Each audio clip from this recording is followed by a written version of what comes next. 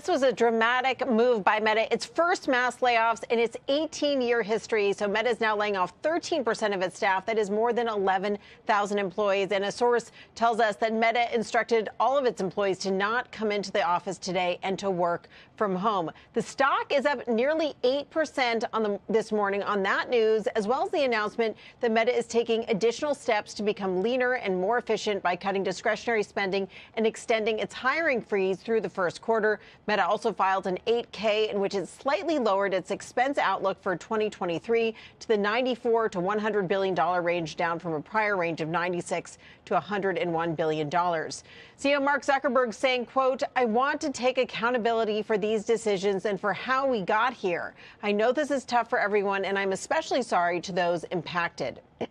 RBC Capital Markets writing, quote, "While this announcement does nothing to alleviate the concerns around competition, signal loss, and the perception of excessive metaverse investment, it is the first sign the CEO has shown of being willing to acquiesce to shareholders' desire for investing a bit more judiciously, given the various headwinds the business faces." The stock, though, is down about 25% since it announced earnings on October 26th. Then it warned that revenue growth would decline in the fourth quarter.